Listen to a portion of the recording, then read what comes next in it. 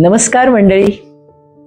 आता आपण कथा ऐकायचीच आहे, पण तत्पूर्वी धागा या कथेला तुम्ही जो तुडुंब रिस्पॉन्स दिलाय, भरभरून मला अप्रिशिएट केलंय, त्यासाठी तुम्हा सगळ्यांचे मनापासून धन्यवाद.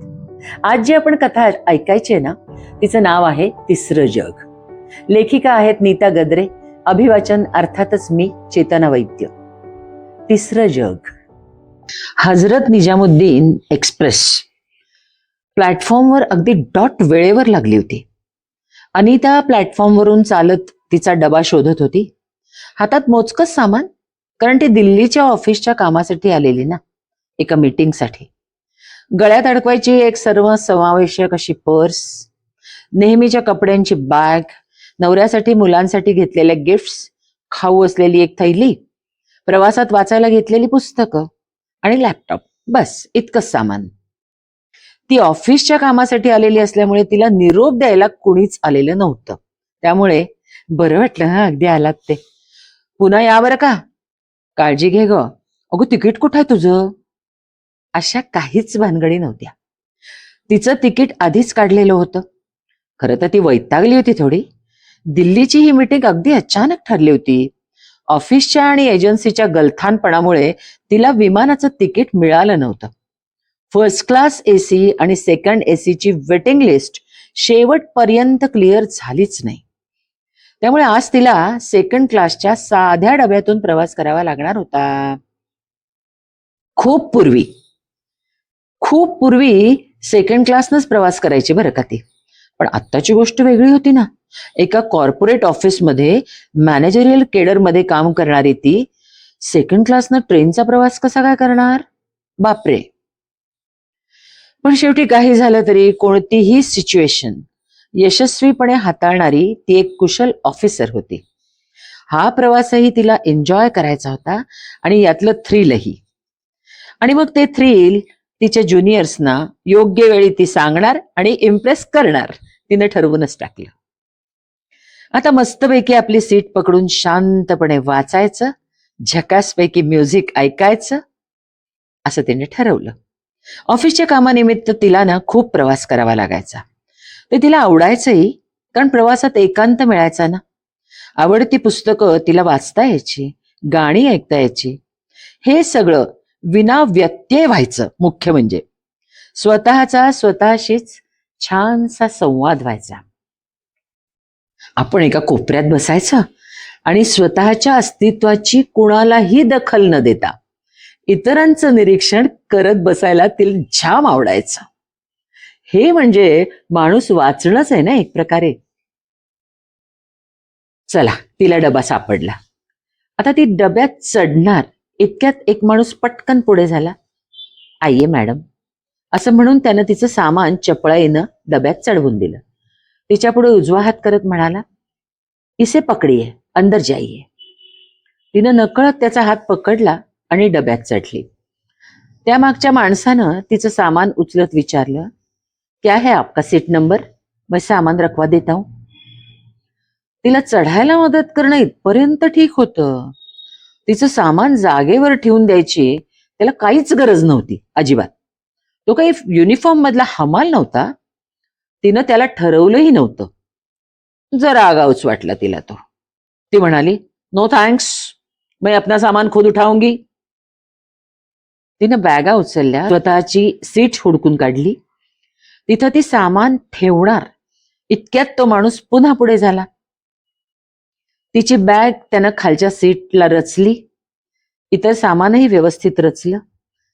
तिच्या काही लक्षात यायच्या आतच हे घडलं सगळं. तो माणूस आता तिच्या शेजारच्या सीटवर बसला. त्यानं विचारलं, कहाँ जाना है आपको? पुणे. अकेले आई क्या? हाँ. साथ में कोई मर्द नहीं? It's none of your business. कोई बात नहीं, कोई बात नहीं, मैं हूं आपके साथ. कुछ लाऊं क्या? पीने का पानी, खाने की चीजें. आता मात्र अनिता चिडलीच. सीटवरून ताडकन उठली. आपके पास टिकट है? क्या नंबर है आपकी सीट का? जरा टिकट दिखाइए तो. गुस्सा क्यों होती हो? आज गाड़ी को ज्यादा भीड़ नहीं है. चेकर आएगा तो उससे टिकट खरीद लेंगे. अब बैठिए मैडम. आप यहां से उठिए मिस्टर, ये मेरे बाजू की सीट आपकी नहीं है ना, तो उठिए, मैं रेल अथॉरिटीज के पास आपकी कंप्लेंट करूंगी. हा, get out from this compartment. तिनं चक्क हात उगारला. तिचा तो आवेश बघून आणि चढलेला आवाज ऐकून तो माणूस उठला आणि डब्यातून उतरून निघून गेला. मग अनिता आपल्या सीटवर बसली. तिनं स्वतःला शांत केलं, बाटलीत थोडं पाणी प्यायली आणि मग डब्यात नजर टाकली. तिच्याच कंपार्टमेंटमध्ये तिच्या डावीकडे 2 सिंगल विंडो सीट्स होत्या.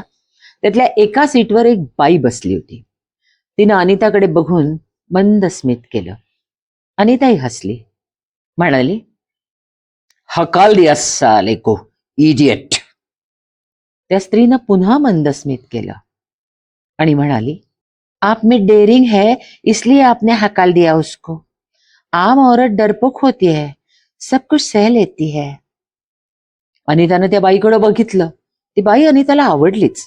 गोरी, देखणी, लहान गळ्याचा शगुफा फॅशनचा ब्लाउज, सुंदर साडी, डोक्यावरून पदर, कपाळाला सुरेख टिकली. इधर आइए ना, मेरे सामने बातें करेंगे. अच्छा खासा बात करने वाला आया तो था, क्यों भगा दिया बेचारे को. ती स्त्री गमतीनं म्हणाली आणि अनिताला एकदम हसूच आलं. त्या बाईचा किंचित खरखरीत घोगरट पातळ आवाज अनिताला आवडलाच, थोडा राणी मुखर्जी गटातला. आइए ना इधर, बाकी के लोग आने तक बातें करेंगे. मैं यही ठीक हूं, ती हसून म्हणाली. तिचे पांढरे शुभ्र सरळ सुंदर हात अनिताला खूप आवडले. पण ती अनिताच्या जवळ का येत नव्हती. हे थोडं इन्सल्टिंगच झालं अनिताला. अशा वेळी आपण पडतं घेऊन त्या माणसाजवळ जायचं. अंतिमतः तो माणूस आपल्या कह्यात आलाच पाहिजे. गो. ठीक है, मैं वहां आती हूं आपके सामने. अनिता तिच्या समोरच्या सिंगल सीटवर खिडकीशी बसली. ती स्त्री एकदम संकोचली, खूपच अशी सावरून बसली. अनिताला गंमतच वाटली. आपल्या व्यक्तिमत्वाचा प्रभाव पडतो आणि लोक असेच संकोचतात हे अनिताला माहिती होतं. अधूनमधून खिडकी बाहेर बघत अनिता त्या स्त्रीशी बोलत होती, अर्थात हिंदीतून. त्या बाईचं हिंदी मात्र छान होतं बरं का. ती दिल्लीतच लहानाची मोठी झालेली असावी असं वाटलं. ती बाई मोजकी पण चतुर उत्तरं देत होती. खूप अनुभव घेतलेली, खूप दुःख सोसलेली, पण त्यामुळं खचून न जाता उलट शहाणी आणि परिपक्व झालेली ती बाई होती. अनिताही खूप अनुभवांमधून गेली होती. खूप वाचलं होतं, बघितलं होतं. धडाडीनं अनेक निर्णय घेतले होते. घर आणि ऑफिस दोन्हीही तिनं अगदी कौशल्यानं सांभाळलं होतं. Communication skill, management skill, decision making सगळंच होतं तिच्याकडे. Anita was happy with her life. चांगला नवरा, हुशार मुलं, सांपत्तिक स्थिती चांगली, नवऱ्याबरोबर अनेकदा परदेश प्रवास, तिला स्वतःला चांगला पगार, चांगली पोस्ट, ऑफिसमध्ये तिच्या कर्तबगारीचा जाम दबदबा, तिच्या आत्मविश्वासाचं कौतुक, अनेक भाषांवरचं तिचं प्रभुत्व. आणखीन काय हवं. अनिता स्वतःवर फार खुश होती. ती ना तिलाच खूप आवडायची. शिवाय अनिताला असं ठामपणे वाटायचं की तिला इतरांची दुःखही समजतात. गोरगरीब आणि स्त्रियांची दुःख तिला टीव्ही सिरियल्स मधून समजायची ना. मग ती तिच्या मोलकरणीला मदत करायची, पैसे द्यायची. म्हणजे दुःखितांबद्दल सहानुभूती हा गुण सुद्धा होता बरं का तिच्यात. तिनं समोरचीला विचारलं, चहा घेणार. चहावाला प्लॅटफॉर्मवर समोरच आहे. तिनं काहीच उत्तर द्यायच्यात अनितानं 2 गरम चहाचे कप घेतले सुद्धा. तिला एक कप देत अनिता म्हणाली, घ्या. त्या बाईनं संकोचानं पण आनंदानं तो कप घेतला. बहुतेक तिला चहा हवाच होता. अनिता म्हणाली, सगळे पुरुष इथून तिथून सारखेच. आता चहा देताना त्या चहावाल्यानं माझ्या बोटांना स्पर्श केला. काय गरज होती. स्पर्श न करता चहा देता येत नाही. चांगली ओळखू नये मी सगळ्यांना. असं तर काय, तो मागचा माणूस कसा लाळघोटेपणा करत होता मगाशी. अहो, मगाचा माणूस होता चान्स मारणारा, पण हा चहावाला तसा नाहीये. किती घाईत होता तो, त्याचं लक्षही नव्हतं तुमच्याकडे. चुकून लागली असतील हो बोट. मग अनिताला चेवच आला. छे हो, भोळ्या आहात तुम्ही, अनुभवच नाहीये तुम्हाला. पुरुष जात नंबर 1 ची लाळघोटी आणि नालायक जात आहे. बाई दिसली की पाघळलेच. त्यातून एकटी बाई दिसली की तिला मदत करण्याच्या मिशानं लगेच चान्स घेतात. तर तुम्ही जग पाहिलेलं दिसत नाहीये. मी खूप मोठ्या पोस्टवर ऑफिसर आहे, खूप अनुभव आहे मला, खूप माणसं पाहिली आहेत मी. पुरुषांपासून जपूनच राहावं लागतं, त्यांना नीट हँडल करावं लागतं. असं त्या बाईनं मंद स्मित करत म्हटलं. नुसत्या नजरेनं कोणता पुरुष कसा आहे हे ओळखता येतं मला. समोर पुरुष दिसला रे दिसला की लगेच मला कळतं तो का आलाय, त्याचं काय काम आहे, त्याचा हेतू काय आणि त्याच्या मनात कोणते विचार चालू आहेत. खरंच? ऑफकोर्स. अहो, त्याच्या बॉडी लँग्वेज वरूनच मला कळतं सगळं. त्याची देहबोली, त्याची नजर, त्याच्या हातांची हालचाल, त्याच्या चेहऱ्यावरचे भाव, त्याचं हसणं, या सर्वांवरून मला कळतं तो कसा आहे ते. नुसता पुरुषच नाही, बाई सुद्धा कशी आहे ते मला कळतं. मला माणूस असा आरपार वाचता येतो, दिसतो मला तो आरपार. म्हणून तर आज मी या पदाला पोहोचलीये. दर खेपेला न चुकता खात्रीनं कळतं तुम्हाला? येस, माझा तर्क, माझं स्पेक्युलेशन कधीच चुकत नाही. चुकू शकतो हो. चुकतं म्हणजे तुम्ही म्हणता ना देहबोली वगैरे, ते सगळं ऑकवर्ड असतं हल्ली. तुम्ही शिकलेले आहात? हो, कॉलेजचं 1 वर्ष झालंय ना. मग पुढं का नाही शिकलात? हा, मी काय म्हणत होते, देहबोली ऑकवर्ड असते. हात गुंतवले की त्याचा अमुक अर्थ, केसातून हात फिरवला की त्याचा तमुक अर्थ, नाकाला हात लावला की तुमच्या मनाची अमुक अवस्था व्यक्त होते, वगैरे वगैरे. हे अर्थ हल्ली खूप जणांना माहिती झालेत हो. मग ते तशाच हालचाली करतात, तशीच सवय स्वतःला लावून घेतात. देहबोली सुद्धा आता नॅचरल राहिली नाहीये. माणूस खरा कसा आहे याचा अंदाज नाही हो बांधता येत. माणसं ओळखणं ही अवघड गोष्ट आहे. कितीही सावध राहिलं तरी तुम्हाला कुणीही कधीही फसवू शकतं. पहिल्यांदाच सलगपणे इतकं सगळं बोलणाऱ्या त्या बाईच्या मताची दखल घ्यावी असं अनिताला वाटलं बरं का.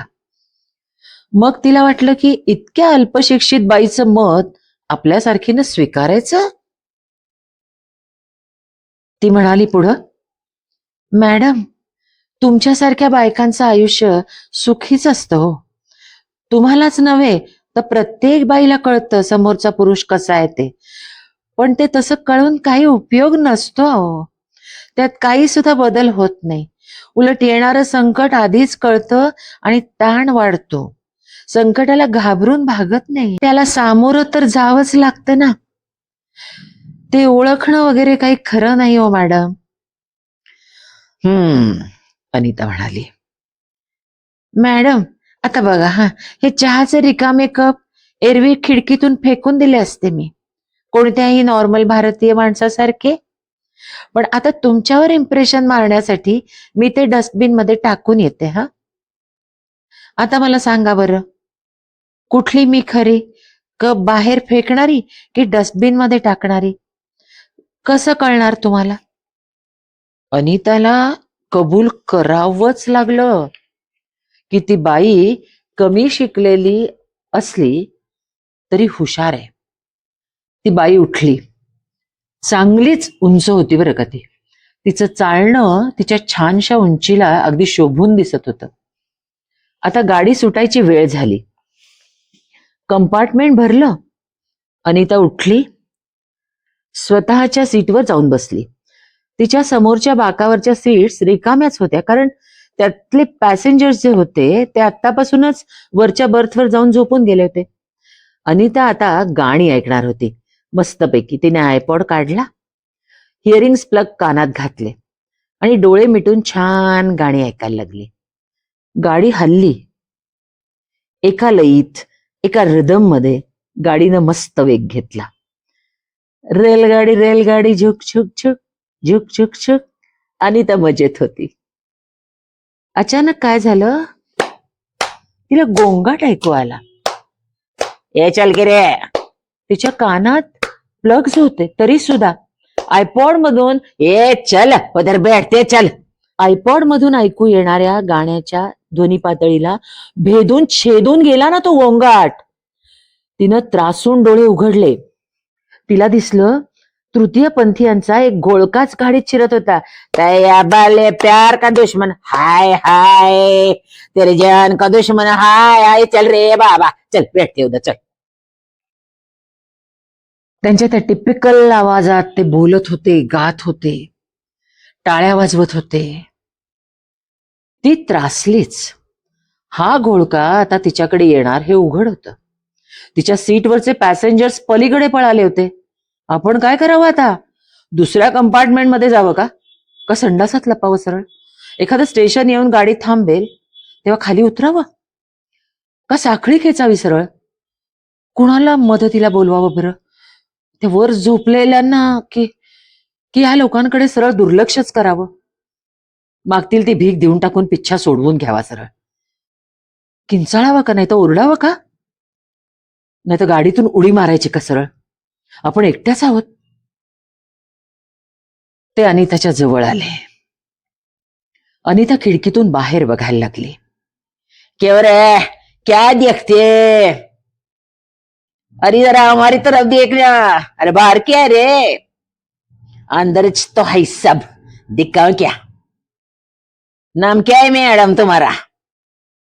अनिता, तिने इच्छेविरुद्ध उत्तर दिलं. ये कितना प्यारा नाम रे तेरा, अनिता. कहाँ की है रे, दिल्ली की है? महाराष्ट्र. अरे का उत्तर देतो आपण यांना? अनिताच्या मनात आलं. ती जणू बधीर झाली होती. फक्त रिफ्लेक्सेस काम करत होते तिचे. लेकिन का क्या रे?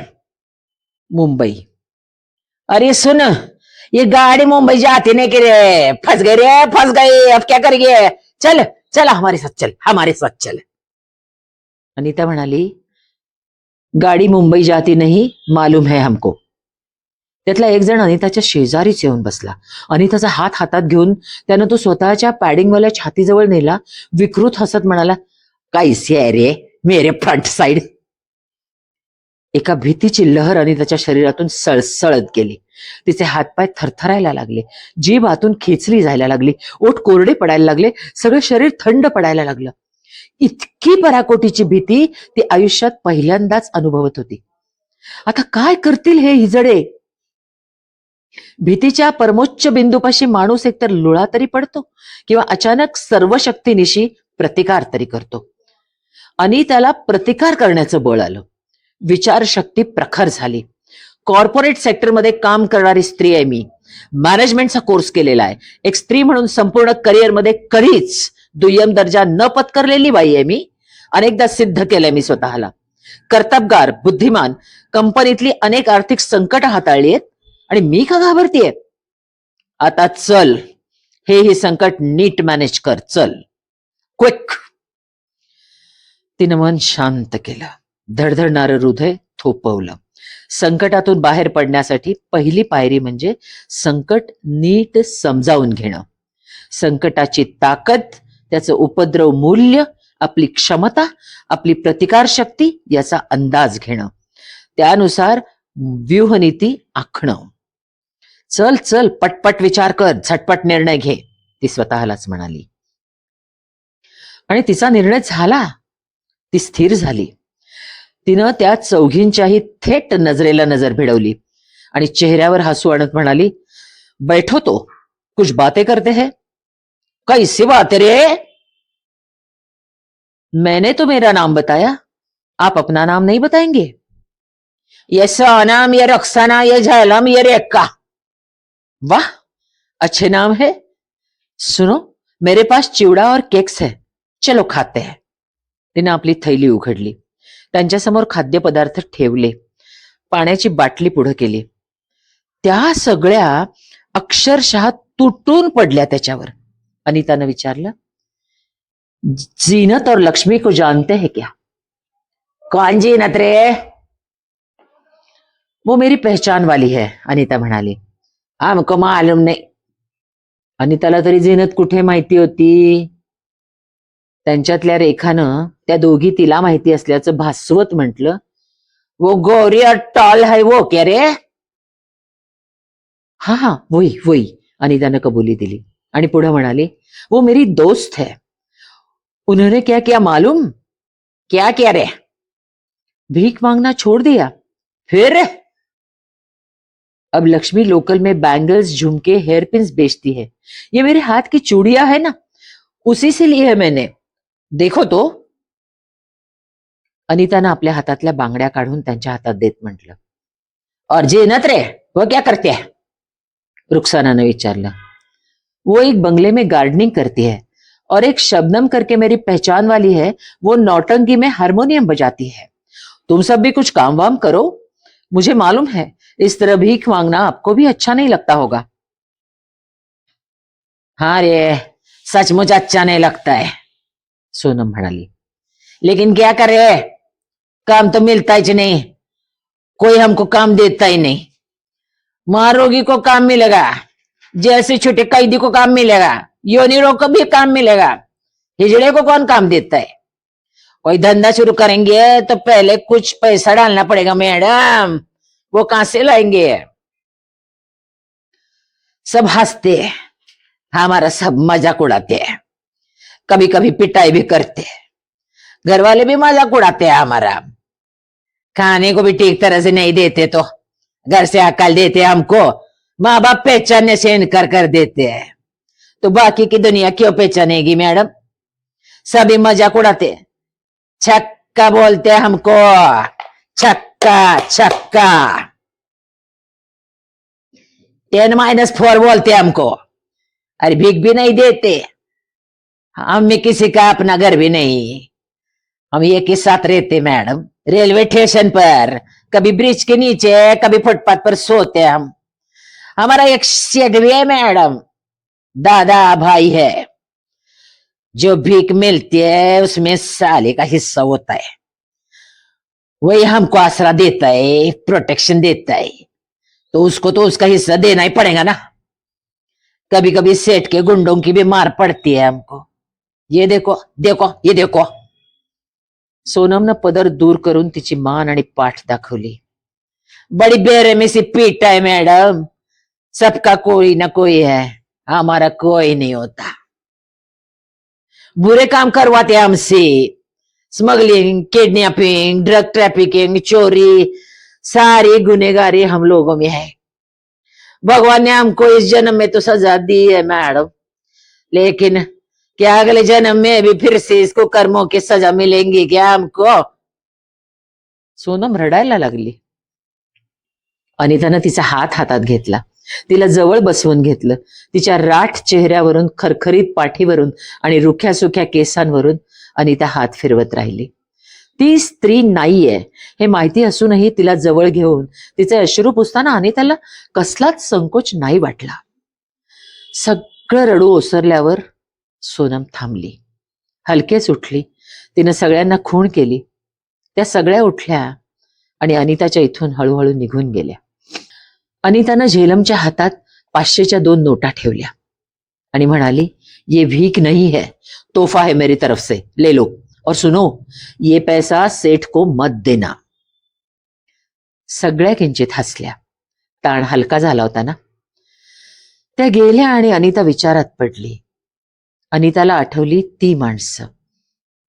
प्रत्येक महानगरात, प्रत्येक सिग्नलला, टोल नाक्यापाशी साड्या नेसून टाळ्या वाजवणारी, पैसे देणाऱ्याला जाड्या भरड्या आवाजात दुवा देणारी, पैसे दिले नाहीत तर साडी वर करून दाखवणारी, किळसवाणी, घृणास्पद, तिरस्करणीय माणसं, कुणालाही नको असलेली.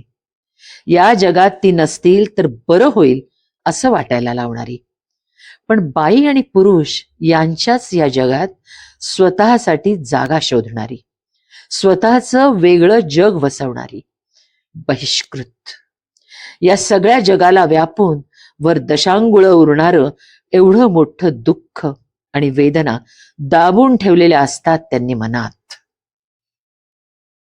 किती केविलवाणं जगणं, ते जगणं ही जगलंच पाहिजे अशी जबरदस्ती करून देवानं त्यांना इथं पाठवलेलं. आपल्या ऑफिसमधला प्रॉब्लेम सोडवताना कोरडे ठक्क असणारे अनिताचे डोळे आता मात्र पाझरायला लागले. विमानानं न जाता ट्रेनमधून जाऊन एक वेगळं वास्तव अनुभवलं होतं ना तिनं. खिडकीपाशी बसलेली मगाची बाई तिच्या जवळ आली. वाईट वाटतंय का मॅडम? रडताय तुम्ही? जे नुसतं ऐकून बघून तुम्हाला रडू येतंय ते जिणं जगतायत त्या. थोडं थांबून ती बाई म्हणाली, त्याही आणि मीही. अनितानं चमकून वर पाहिलं. होय मॅडम, मीही हिजडाच आहे. मगाशी गाडीत सामान ठेवायला तुम्हाला मदत करणारा ही हिजडाच होता. प्रकाश आहे त्याचं नाव. मी हिजड आहे मॅडम. इतका वेळ तुमच्या नजरेसमोर बसले पण ओळखू आलं नाही ना तुम्हाला? तुम्ही खूप हुशार आहात. देहबोलीवरून माणसं ओळखता म्हणे. मग मला कसं नाही ओळखलं? त्या झेलम रेखानं ओळखलं पण मला त्रास दिला नाही. मी आणि प्रकाश एकत्रच राहतो, एकत्रच काम करतो. त्यानं तुमच्या देखत मला ओळख दाखवली नाही. हे तुमच्या काहीच लक्षात कसं आलं नाही? हे स्पर्श करणं, आचकट विचकट बोलणं या फार सौम्य गोष्टी आहेत मॅडम. याहून वेगळ्या भयंकर अशा अनेक लैंगिक विकृतींना तोंड देत जगत असतो आम्ही. तुम्ही फक्त हाताला चटका बसला म्हणून रडताय. आम्ही उभ्या अग्निकुंडात जळतोय मॅडम. खूप माणसं पाहिलीत मी, माणसामधली जनावरही पाहिलीत मी. माणसंच माणसांना इतकं वाईट कसं हो वागवू शकतात याचं आश्चर्यच वाटायचं हो सुरुवातीला. तुम्ही म्हणता ना तशी माणसं आरपार दिसत कळत नाहीत हो मॅडम. ती ओळखता तर कधीच येत नाहीत. प्रत्येकानं मुखवटा घातलाय, प्रत्येकानं स्वतःला लपवलंय. अनोळखी आहोत सगळेच एकमेकांना. आता पुढच्या स्टेशनला मी उतरते हा. प्रकाश तिथं माझी वाट पाहत उभा असेल. तो ह्याच ट्रेनमध्ये आहे. तो मला आता एका उद्योगपतीकडे घेऊन जाईल. मी काय करते माहितीये मॅडम? वेश्या व्यवसाय करते हो. काही जणांचा चॉईस वेगळा असतो. त्यांना कधी मधी आम्ही लागतो बदल म्हणून, काहींना नेहमीसाठी लागतो. तुमच्या त्या कॉर्पोरेट जगात अशी वेगळी आवड असलेली माणसं असतात बरं मॅडम. ती माणसं माझ्यासारखीकडे येतात. तुम्ही मगाशी रेखा झेलमला सांगितलेले सगळे उद्योग मी करून पाहिलेत सुरुवातीला, पण पोट नाही ना भरता आलं माझं त्यांनी. शेवटी तुम्हाला पुरुष ओळखता येतो, तुम्हाला स्त्री ओळखता येते. या मधल्या माणसांना ओळखता तुम्ही? तुम्ही बायकांचं जग पाहिलंय, पुरुषांचं जग पाहिलंय, पण मी या मधल्यांचं जग पाहिलंय. तुम्ही पाहिलेत ते? आता मी उतरून जाईन. पुन्हा कधीच भेटणार नाही आपण मॅडम. पण आता तुमच्या त्या मुंबईत सिग्नल पाशी अशी आमच्यासारखी माणसं दिसली ना तर दचकू नका मॅडम. त्यांचा तिरस्कार सुद्धा करू नका. येते हं मी. गाडी थांबली. ती उतरून गेली. पण अनिताला पुढच्या अख्ख्या आयुष्यासाठी विचारात पाडून गेली.